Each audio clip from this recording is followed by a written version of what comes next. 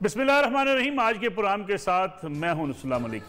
नाज़रीन, 14 अगस्त आज का दिन यौम आज़ादी, जश्न आज़ादी मनाने का दिन, और यकीनी बात है किसी कौम के लिए इससे बढ़कर खुशी का दिन कौन सा हो सकता है कि जिस रोज़ उस कौम ने आज़ादी हासिल की हो। लेकिन इसके साथ साथ ये जायज़े का दिन भी है, अपने एहतसाब का दिन भी है कि हम मुड़ कर देखें, रुक कर देखें, जायज़ा लें कि हमने जो 74 बरस पहले अपने लिए एक आज़ाद वतन हासिल किया था और जिस मकसद के लिए हासिल किया था वो किस हद तक आज हम पूरा कर पाए हैं। और जो कायद-ए-आज़म मोहम्मद अली जिन्ना ने जो सोच लेकर इस मुल्क की आज़ादी के लिए जिद्दोजहद की थी, क्या उस सोच के मुताबिक हम अपने इस मुल्क को चला रहे हैं या कहीं ना कहीं कोई खामियां मौजूद हैं जिसका जायज़ा लिया जाना बड़ा ज़रूरी है।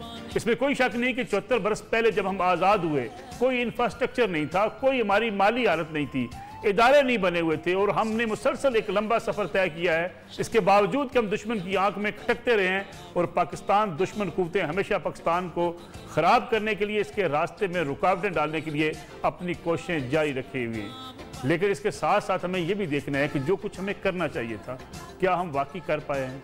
क्या जिसका हुक्म, जिसका पैगाम हमें कायद-ए-आज़म मोहम्मद अली जिन्ना ने दिया था, जिस सोच के तहत ये मुल्क बना था, क्या उसके मुताबिक हम पाकिस्तान बना पाए हैं। हमें कहा गया था कि हम सिंधी ज़रूर होंगे, हम पंजाबी होंगे, हम बलोची होंगे, हम सब कुछ होंगे, लेकिन सबसे बढ़कर हम मुसलमान होंगे। हम ये कौमियतें रखने के बावजूद एक दूसरे के गले नहीं काटेंगे, एक दूसरे के साथ लड़ाई नहीं करेंगे, नफ़रतों के बीज नहीं बोएंगे। लेकिन बदकिस्मती से हमने इस मैदान में भी क्या किया वो आपके सामने है। फिर यह भी कहा गया था कि तमाम इंसान बराबर होंगे, सबको मुसावियाना हकूक मिलेंगे, माली आज़ादी होगी, मुआशी आज़ादी होगी। लेकिन हमने ये देखा कि इन 74 बरसों में अमीर अमीर तर होते चले गए और गरीब बेचारे गरीब तर होते चले गए। फिर यह भी कायद-ए-आज़म मोहम्मद अली जिन्ना ने कहा था कि हम महंगाई एक आम आदमी के लिए कितनी मुश्किल होती है, उस महंगाई का सामना वो बेचारा नहीं कर पाता, उसके घर का चूल्हा ठंडा हो जाता है, उसको रोकने के लिए भी किस हुकूमत ने क्या किया, ये भी एक बड़ा सवालिया निशान है। सिविल सर्वेंट के बारे में कायद-ए-आज़म मोहम्मद अली जिन्ना कहा करते थे ये खादम है कौम के, लेकिन इस पर भी आज सवाल उठता क्या वाकई कौम के खादम है। सिविल मिलिट्री ताल्लुकात के बारे में बिल्कुल वाज़े एक चीज़ें हमारे सामने मौजूद थी, रियासत में किसका क्या किरदार होगा, फौज का क्या किरदार होगा, सियासतदान क्या करेंगे। लेकिन हमने देखा कि ना सियासतदान अपनी जिम्मेदारी पूरी अदा कर पाए, ना हमारी इस्टेब्लिशमेंट जिसे कहा जाता है फौज, वो भी कहीं ना कहीं मुदाखलत करती रही, जिसके नतीजे में पाकिस्तान के अंदर एक सियासी निज़ाम मजबूत ना हो सका। आज भी बात की जाती है, पार्लियामेंट की बालादस्ती की बात की जाती है, आज सिविल मिलिट्री रिलेशन की बात की जाती है, और ये बेशुमार मसाइल की जड़ कहा जाता है कि सिविल मिलिट्री तल्लुकात बेहतर ना होने की वजह से पाकिस्तान को मुश्किलात का सामना करना पड़ा। इसके साथ साथ मजहबी तफरीक इस कदर बढ़ गई, हम इंतहा पसंदी की तरफ चले गए, जिसके नतीजे में एक दूसरे के खिलाफ फतवे जारी किए जाते हैं। और जो मजहबी रवादारी का पैगाम मिला था हमें कायद-ए-आज़म मोहम्मद अली जिन्ना से, वो भी हम भूल चुके हैं। कायद-ए-आज़म मोहम्मद अली जिन्ना के कुछ फरमुदात आज आपके सामने रखना चाहता हूँ, फिर अपने मेहमानों की तरफ भी जाऊँगा कि हम सिंधी होते हुए, पंजाबी होते हुए, बलोची होते हुए हमें क्या होना चाहिए था, कायद-ए-आज़म इसके बारे में क्या कहा करते थे। ज़रा ये सुनिएगा, फिर प्रोग्राम में आगे बढ़ते हैं। What we want is not to talk about Bengali, Punjabi, Sindhi. Yes, they are units, they are provinces, Pathan. Yes. But I ask you, have you forgotten the lesson that Islam taught us 13 centuries ago? And I think you will agree with me that whatever else you may be or wherever you are, you're a Muslim.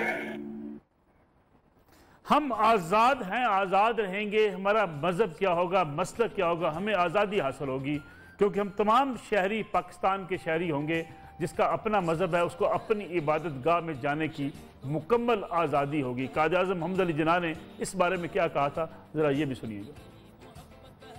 आप आजाद हैं, आजाद हैं।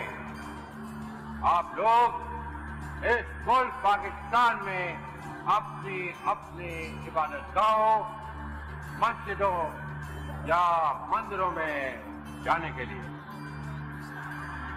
आपका मजहब क्या है, जात क्या है, कौम क्या है, इसका हुकूमत के मामला से कोई ताल्लुक।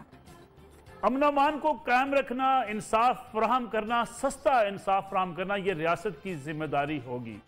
लेकिन बदकिस्मती से अगर हम आज के दिन जायज़ा लें तो आपको नज़र आता है कि इंसाफ हासिल करने के लिए भी आपको वकील करना पड़ता है, और वकील की फ़ीस आपको अदा करने के लिए अब हज़ारों में नहीं, लाखों में नहीं, कई करोड़ों भी अदा करने पड़ जाते हैं। इसके साथ साथ आपको अगर मुलाजमत हासिल करनी है, सिफारिश के नतीजे में आप मुलाजमत हासिल कर पाते हैं, और अगर आपके पास सिफारिश नहीं है, अगर आप पैसे नहीं लगा सकते तो आप नौकरी भी हासिल नहीं कर सकते। तबादले अगर किसी ने करवाने होते हैं, किसी ने अपने घर के करीब जाना हो, उसको भी हुकाम बाला की मिन्नतें करनी पड़ती हैं कि मुझे घर के करीब अगर तैनात होने का मौका मिले तो मैं हासिल करूँ। गोया हम एक ऐसा बिगड़ा हुआ सियासी और मुआशी निज़ाम लेके आज बैठे हुए हैं।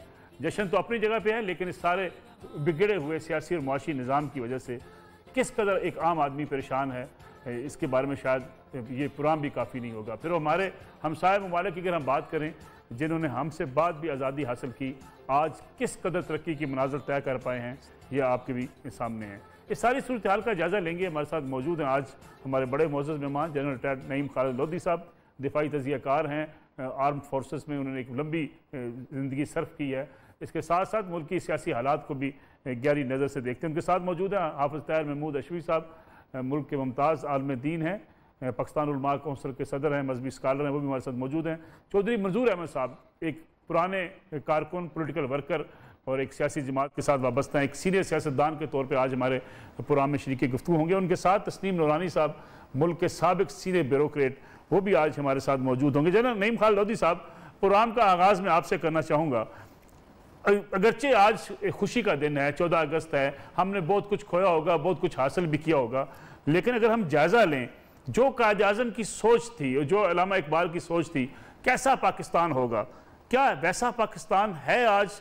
और क्या हमने जो कोताहियाँ की, बड़ी बड़ी कोताहियाँ, उसका हमें एहसास है, हमें इस बात का इदराक है कि हम इन कोताहियों से अब निकल के आगे उस मंजिल की तरफ जाएँ जो कायद आज़म अहमद अली जिन्ना ने हमारे लिए एक रास्ता मुतय्यन किया था? बहुत शुक्रिया जी। सबको अस्सलाम वालेकुम, जश्न आज़ादी मुबारक। देखिए, एक मसला तो हल कर दिया हमारे पड़ोसी मोदी ने, और वो ये था कि कुछ लोगों को मालूम नहीं था, क्लियर नहीं था ये पाकिस्तान हमने क्यों हासिल किया। लेकिन जब हमने देख लिया कि हिंदुस्तान में रह जाने वाले मुसलमानों के साथ क्या हो रहा है, तो कम से कम ये चीज़ बिल्कुल यहाँ हो गई। इस पर कोई मजीद बहस की ज़रूरत नहीं है कि हमने पाकिस्तान क्यों हासिल किया था। हमने पाकिस्तान इसलिए हासिल किया था कि बरसगीर के मुसलमान आज़ादी के साथ अपने तय किए हुए तरीके के मुताबिक ज़िंदगी गुजार सके और कोई उनको रुकावट ना हो। और आपको पता है, जितनी बातें आपने कही हैं अक़लियतों के बारे में, और जो बात सब की सब हमारे आइन में बिल्कुल मौजूद हैं। उसमें कोई भी, जब आप बात कर रहे थे तो मैं सोच रहा था कि कोई ऐसी बात जो कि आइन में दर्ज ना हो, जिनका आपने जिक्र, जिसका ये मतलब है कि हमने जो भी सिस्टम इवॉल्व किया, जिन लोगों ने किया, जिन्होंने हमें ये आइन दिया, हमें उनका शुक्रगुजार होना चाहिए कि एक तो ये एक मुत्तफ़क़ा आइन था, और दूसरा इसमें सब कुछ लिखा हुआ है। हाँ, अगर कोई थोड़ी बहुत हुक्म है किसी शिक के बारे में कोई बात, तो आज भी उसमें तरीक़ाकार मौजूद है इसको कैसे किया जा सकता। मैं आपको 2-3 छोटी छोटी बातें बताता हूँ, उससे आप अंदाजा लगा रहे हैं। देखिए, एक तो तजदीद वफा की ज़रूरत रहती है मुसलसल। हम अगर अपनी नई जनरेशन को ना बता पाएँ कि हम क्या हैं, किस तरफ जा रहे हैं, तो इसमें कसूर मेरे ख्याल मेरी जनरेशन का है।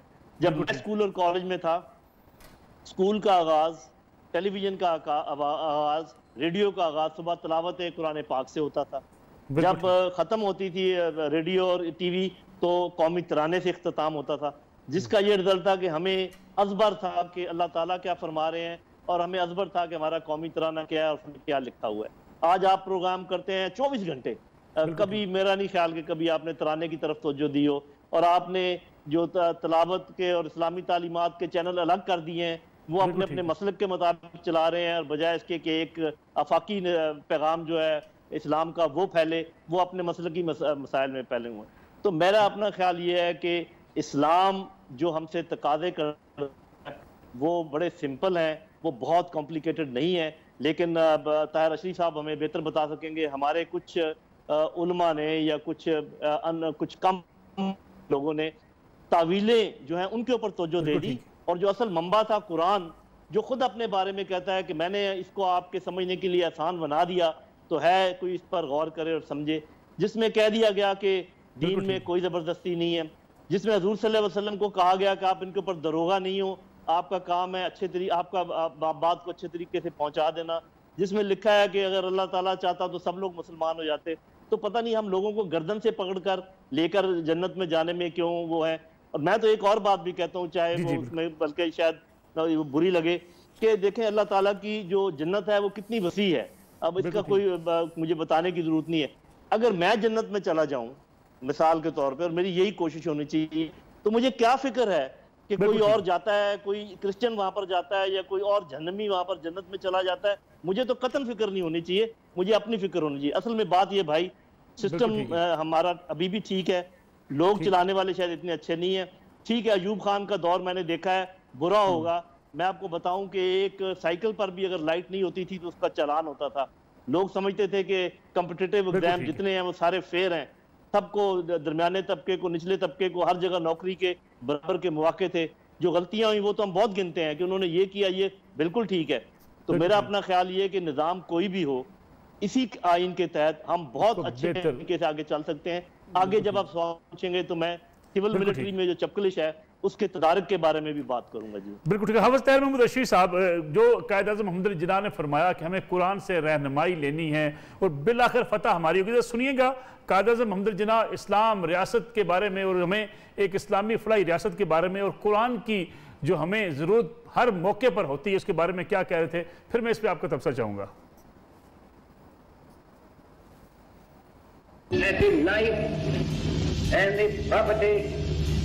and the religious belief should be fully protected by the state at any cost. हाफिज़ तैयब महमूद अशरी साहब, ये जो एक वाज़े हमारे लिए कुरान एक हदायतनामे के तौर पे मौजूद है, उससे हम रहनुमाई ले सकते हैं। कायद आज़म की सोच भी ये थी, फिर मजहबी रवादारी की सोच, फिर तमाम मुसलमान जो हमारे यहाँ हो सकते थे मिलजुल कर पाकिस्तान की तरक्की में अपना किरदार अदा करते रहे।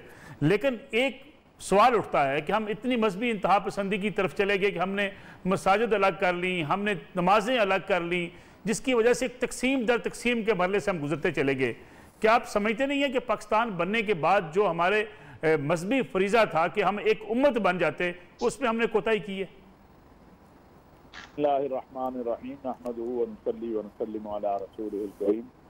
साहब बहुत शुक्रिया। आज का दिन बड़ा अहम है और आपने जो सवालात उठाए हैं वो भी बड़े अहम हैं।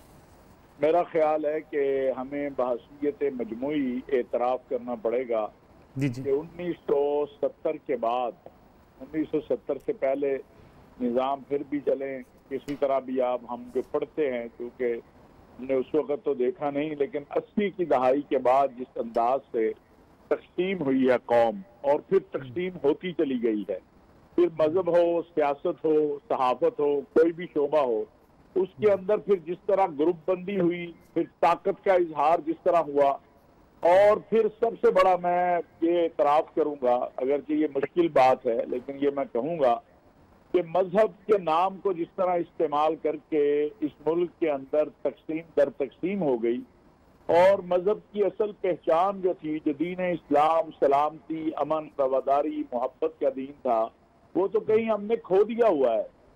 आज तो आप ये देखिए कि लोगों को डराना हो तो आप मौलवी का नाम लेते हैं, आप ये हकीकत बन चुकी हुई है और इससे इनकार नहीं किया जा सकता। ये तलख बात है लेकिन ये हकीकत है और इसको हर किसी ने इस्तेमाल किया। ये नहीं आप कह सकते कि इसको जो है, मौलवी ने खुद भी अपने आप को, जो अल्लाह वाले थे, मैं सबकी बात नहीं कर रहा, उन्होंने जो धारा आया तेज, उसके सामने खड़े होने की बजाय साइड इख्तियार कर ली।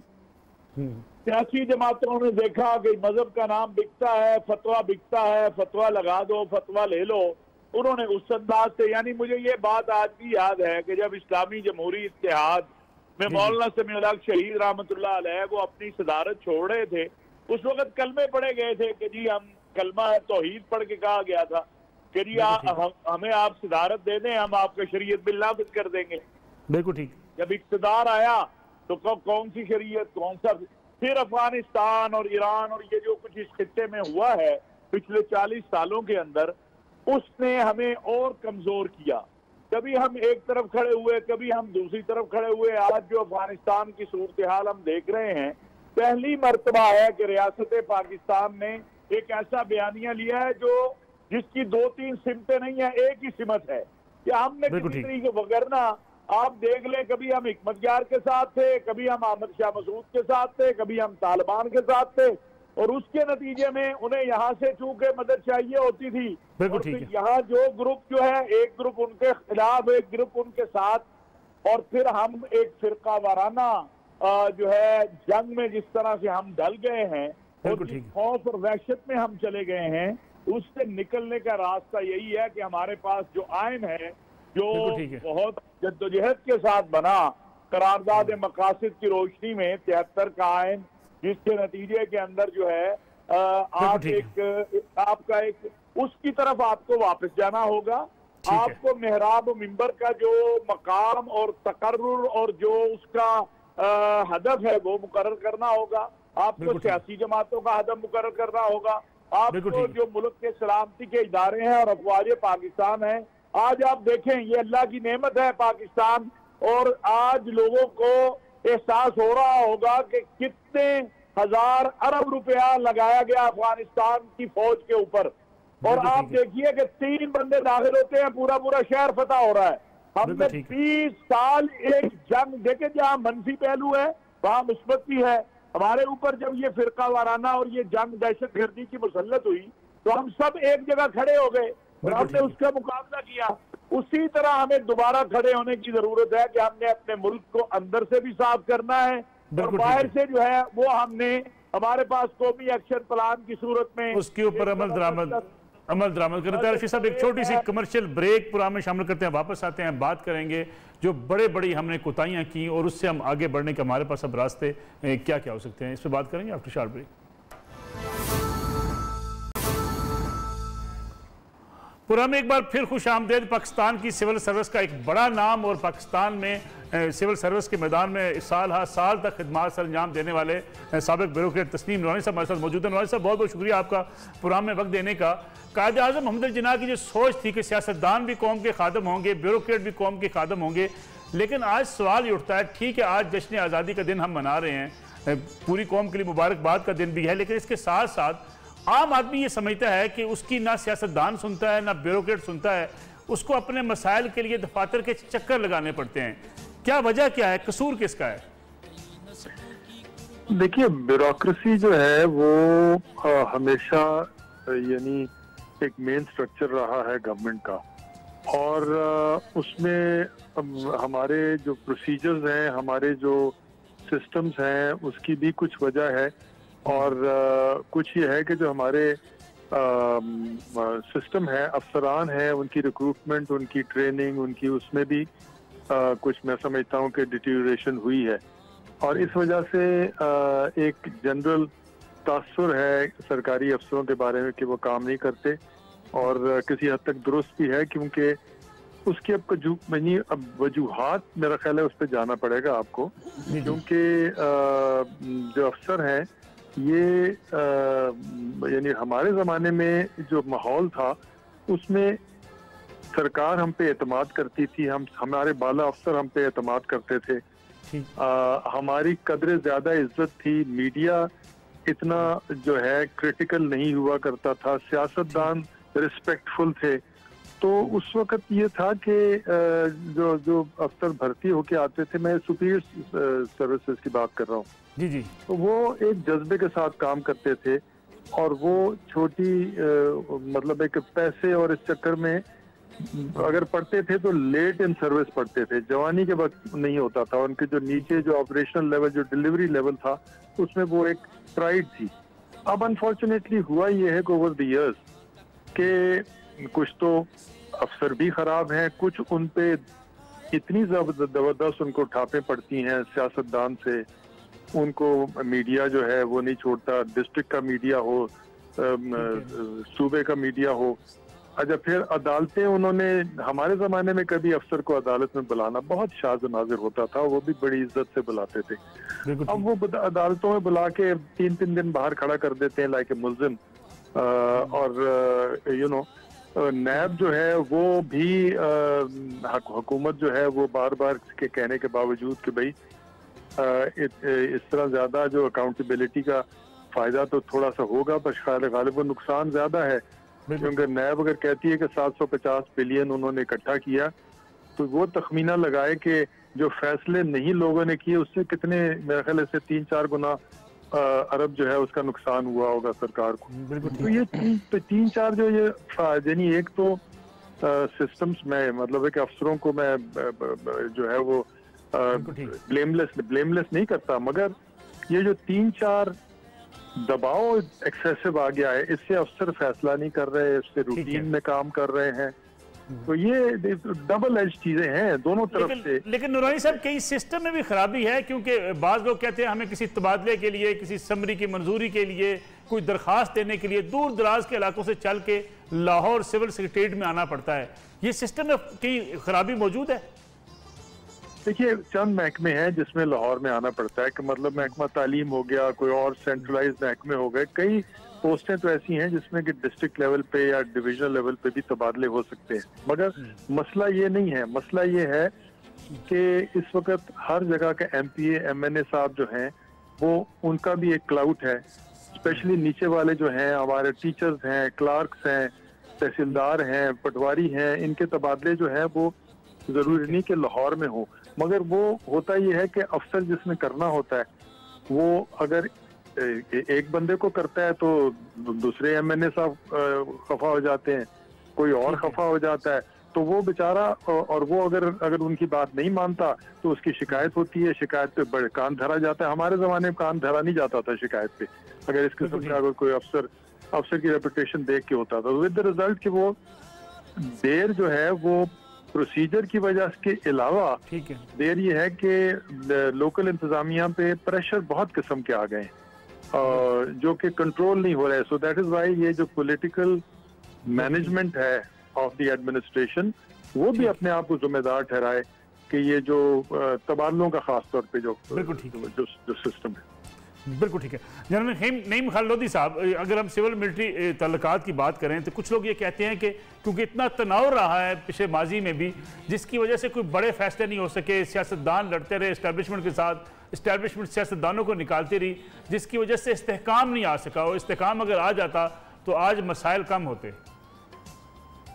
जी, मेरा ख्याल है कि ये बात दुरुस्त है, इससे इनकार नहीं किया जा सकता, क्योंकि जो चीज़ डिफेंडेबल ना हो उसको डिफेंड करने का कोई फ़ायदा नहीं है। लेकिन मैं ये ज़रूर कहूँगा कि देखिए, 3-4 बातें मैं आपके सामने रखूँगा। पहली बात तो ये कि ये मैं स्ट्रेट अवे मानता हूँ कि किसी भी इस्टेब्लिशमेंट को, किसी भी अदारे को अपने आइन के दायरे से बाहर निकल कर कोई काम नहीं करना चाहिए। बिल्कुल ठीक। लेकिन फिर क्या एक ही इदारे की तरफ सारी बंदूकें कर ली जाएँ कि वो अपने आप को ठीक करे?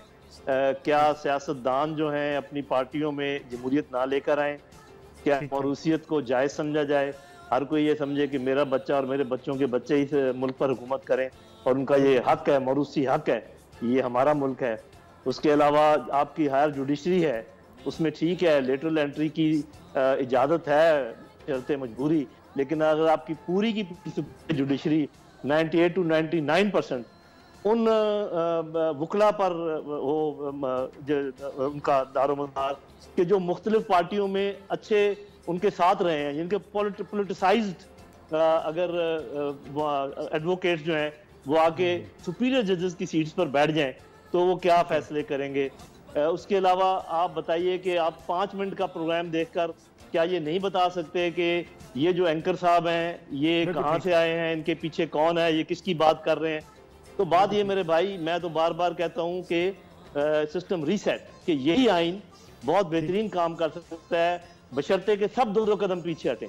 ये नहीं हो सकता कि आप एक एस्टेब्लिशमेंट को या एक इंस्टीट्यूशन को कहें कि भाई तुम तो पीछे हट जाओ, मैं मनमानी करूंगा। तो एक तो ये जो तस्नीम नूरानी साहब ने बातें की, ये इनको जरा सीरियसली लेना चाहिए। ये सारे सिस्टम की तोड़ फोड़ की भी बात है कि आप ब्यूरोक्रेसी को काम नहीं करने दे रहे। तो अब मैं 4-5 चीजें गिनवा देता हूँ। नंबर 1, बिल्कुल इंस्टीट्यूशन अपने दायरे में रहे। नंबर 2, ये लेटरल एंट्रीज हायर जुडिशरी में बंद करें या कम से कम करें। नंबर 3, जो पॉलिटिकल पार्टीज हैं मौरूसियत से जान छुड़ाएं और अपने अंदर जमहूरियत लेकर आएं। नंबर 4, ये बकाऊ मीडिया जो है इससे जान छुड़ाएं। उसके बाद ब्यूरोक्रेटिक आप लेकर आएं रिफॉर्म्स, आप पुलिस रिफॉर्म्स लेकर आएं। और आप मुझे ये बताइए कि जिस मुल्क पे जो सबसे नीचे का ग्रास रूट सिस्टम, जिसको अब डिस्ट्रिक्ट गवर्नमेंट कहते हैं, वो मौजूद ही ना हो, जिसने डिलीवर करना है, जिसने पीने का पानी देना है, जिसने म्यूनिसिपल सारे फंक्शंस करने हैं, वो मौजूद ही ना हो, तो ये ऐसे ही है कि एक टैंकी से पानी दरमियान में जाके कहीं रोक दिया जाए और आखिर में टूटी बंद हो। तो ऐसे नहीं भाई, ऐसे मुल्क नहीं चलते और ऐसे नहीं चल सकता। नहीं खालिद साहब, एक छोटी सी कमर्शियल ब्रेक प्रोग्राम में शामिल करते हैं, वापस आएंगे, आप इस सेगमेंट में बात करेंगे कि इन तमाम मसाइल से अब निकलने का रास्ता हमारे पास बचा क्या। जनरल साहब जो बात कर रहे हैं कि दो स्टेप हर इदारा, हर जो सियासतदान है, ब्यूरोक्रेसी है, वो पीछे है और आईने पाकिस्तान पर अमल दरामद हो ताकि आम आदमी का पाकिस्तान सही मानों में हमारे सामने आ सके। इस पर बात करेंगे आफ्टर शॉर्ट ब्रेक। पुराने एक बार फिर खुशामदीद, हमारे साथ मौजूद है मुल्क के सीनियर सियासतदान, पुराने सियासी वर्कर और पाकिस्तान पीपल्स पार्टी के रहनुमा जनाब चौधरी मंजूर अहमद साहब। बतौर सियासतदान चौधरी मंजूर अहमद साहब, आज का दिन आप क्या समझते हैं, सियासतदानों की कितनी कोताहियां हैं जिसकी वजह से आज पाकिस्तान मुश्किलात के शिकार है? कितना बड़ा हिस्सा है सियासतदानों का? बहुत शुक्रिया मलिक साहब, पहले तो बिल्कुल सबको आज़ादी मुबारक हो। देखिए, मेरा जो तरीके कार है चीजों को देखने का, मेरे नजदीक ये हमें आज एक पूरी कौम के सामने, हमें अपने आप के सामने, हर फर्द को अपने आप के सामने, सियासी पार्टियों को अपने सामने, इस रियासत को अपने सामने, रियासत के कर्ता धर्ता जो है उनको अपने सामने एक सवाल रखना है कि हमने इन 74 सालों में क्या खोया है, क्या पाया है, क्या गलतियां की, ठीक है, और कहाँ कहाँ गलतियां की हैं, कैसे हम इसको बेहतर कर सकते हैं। मैं कल बांग्लादेश के 50 साल और पाकिस्तान के साथ उनका मुआवजा देख रहा था। वो 50 साल में हमसे आगे चले गए, हर शोबे के अंदर तकरीबन वो आगे चले गए। तो हमें एक्चुअल तो ये देखिए ना, अलमिया क्या है कि नौजवानों ने मोटरसाइकिलों के सलेंसर निकाले हुए हैं और वो आज़ादी मना रहे हैं, और जो इस मुल्क के दानिश्वर हैं उन्होंने अपने ज़हनों के साइलेंसर निकाले हुए हैं और वो आज़ादी मना रहे हैं। कोई सोचने के लिए तैयार नहीं है। सीरियसली हमें सीरियसली सोचना है कि हमने मईशत के साथ क्या किया, हमने सियासत के साथ क्या किया, हमने रियासत के साथ क्या किया, हमने समाज के साथ क्या किया। आज भी गुर्बत क्यों है, बेरोजगारी क्यों है, महंगाई क्यों है, ये सारे मसाइल क्यों हैं, और क्या हमने पौनी सदी तकरीबन हो चली, 74 साल हो चले, क्या पौनी सदी के अंदर हमने वो अहदाफ हासिल कर लिए जो नए मुल्क बनाने की वक्त काजा मोहम्मद अली जिन्ना के अहदाफ थे? मुझे तो लगता है हम उसके उलट चले गए। और मुझे अभी एक और खौफ आ रहा है जो इस वक्त कैफियत है, क्योंकि पाकिस्तान ने बहुत ज्यादा 1970 के बाद पाकिस्तान की जो सियासत है उस पर अफगानिस्तान के असरात रहे, और फिर मुझे लगता है कि दोबारा फिर गहरे साए मुझे नजर आ रहे हैं, वही जो 2000 के बाद वाली पॉलिसी थी दहशतगर्दी के और बाकी, क्योंकि वहां पे तालिबान फाते होते हैं तो उसके असरात फौरी तौर पर पाकिस्तान के ऊपर होंगे। तो ये मेरा तजिया है कि हमें आज देखना है कि हमने क्या खोया है, क्या पाया है, और जो गलतियां हैं उनको दूर करने की जरूरत है, जो हमने अचीवमेंट्स की हैं उनको दिखाने की जरूरत है। मेरे नजदीक तो ये है। बिल्कुल ठीक है। जनरल नईम खालिद लोधी साहब, जैसा कि चौधरी मंजूर साहब बात कर रहे थे, फिर आपने भी कहा कि हम 2 कदम पीछे हटें, सारे सियासतदान पीछे हटें, इस्टेब्लिशमेंट पीछे हटे। मैकेनिज्म क्या होगा? कोई खुद तो हटेगा नहीं पीछे, कोई इसके लिए डायलॉग करे। जरा एक शॉर्ट कमेंट इस पर कर दीजिएगा। यही मुश्किल सवाल है। साफ ज़ाहिर है कि जो चौधरी साहब बातें कह रहे हैं, बिल्कुल वही तकरीबन कह रहे हैं जो कि मैं आपसे कह रहा था कि हमें सबको अपना ज़रा जायजा लेना चाहिए। वो कौन सा प्लेटफॉर्म होगा जिसके ऊपर ये सब लोग बैठें और माने अपनी अपनी गलतियाँ। मेरा अपना ख्याल ये है कि अगर एक्सटेंडेड नेशनल सिक्योरिटी कमेटी जो है इसको ज़रा एक्सटेंड किया जाए, क्योंकि ये कर सकते हैं वज़ीर आज़म के, बुला सकते हैं वो ऐसे मेंबर्स को जो ज़रूरी समझते हैं, और चीफ जस्टिस ऑफ पाकिस्तान को भी मदऊ किया जाए। और जैसे मैंने कहा कि हमें ये 4 बड़े महकमे देखने हैं, इस्टेब्लिशमेंट जिसमें फ़ौज शामिल है, और पार्टीज, पॉलिटिकल पार्टीज, इन सारे बड़ी पार्टीज के हेड वहाँ आ सकते हैं, और मीडिया के लोग, और उसके अलावा जैसे मैं कहता ये ब्यूरोक्रेट्स और पुलिस का एक बंदा हो सकता है, क्योंकि ये हमने ही मुल्क चलाना है। और हम सब अच्छी तरह जानते हैं, मैं अच्छी तरह जानता हूँ कि फौज को किस रिफॉर्म की जरूरत है और क्या करने की जरूरत है। चौधरी साहब अच्छी तरह जानते हैं कि पॉलिटिकल पार्टीज को क्या करने की जरूरत है। अभी नसीम नूरानी साहब ने आपको बता दिया, तस्लीम नूरानी साहब ने कि उधर क्या है, उलमा के बारे में भी वो जानते हैं। हमें बदकिस्मती ये है कि मालूम है कि क्या प्रॉब्लम है, लेकिन हम ये जो इंतजार कर रहे हैं कि पहले तुम कर लो फिर मैं करूंगा, ये चूंकि बैक वक्त करने के काम है, इसमें किसी गारंटीज की जरूरत है, इसमें आपस में वादा करने की जरूरत है, कोई इसका गारंटर होना, ये सारा कुछ हो सकता है अगर इसमें थोड़ी सी मेरा ख्याल है कि कोशिश की जाए। और ये रिफॉर्म्स, मैं तो हमेशा कहता हूँ कि हर महकमे को रिफॉर्म की जरूरत है, जिसमें फौज भी शामिल है, और ये रिफॉर्म वही लोग कर सकते हैं जो उस महकमे को जानते हैं। तस्नीम नूरानी साहब तो रिफॉर्म कर सकते हैं ब्यूरोक्रेसी की, कोई और अफसर नहीं कर सकता जिसको आपने लगाया। इतने सालों तक किताबें भर दी, ना पुलिस की रिफॉर्म हुई, ना जुडिशियल रिफॉर्म्स हुई, ना कोई और रिफॉर्म्स हुई, तो ऐसे तो नहीं होता। तो रिफॉर्म पॉलिटिकल पार्टीज में भी जरूरत है, क्योंकि वो मदर ऑफ एवरीथिंग है, उनको सबसे पहले अपनी रिफॉर्म करनी है। लेकिन चूंकि यहाँ पहले और बाद का मामला है, मैं कह रहा हूँ सब लोग इकट्ठी रिफॉर्म करें, और ये मुमकिन है। बड़े अक्लमंद लोग मौजूद हैं, ये पार्टीज जो है पूरी पाकिस्तान की बड़ी बड़ी पार्टीज हैं, वो खामखा एक दूसरे के गले काटने के पीछे लगी, इतनी कड़वाहट पैदा हो गई है जो हमने कभी पहले नहीं देखी थी। वो चाहे इसके जिम्मेदार कोई भी है, लेकिन अगर हम मान जाएं कि हम गलती पर हैं, बैठ जाएं, थोड़े इखलाक पैदा करें, थोड़ी मिठास पैदा करें, तो क्या कोई वजह नहीं। अगर हम एटम बम बना सकते हैं, अगर हम अपने जहाज बना सकते हैं, इतने हमारे बेहतरीन डॉक्टर हैं, बेहतरीन इंजीनियर हैं, अच्छे लोग हैं, तो ये काम हम क्यों नहीं कर सकते? ये मुमकिन है मेरे भाई।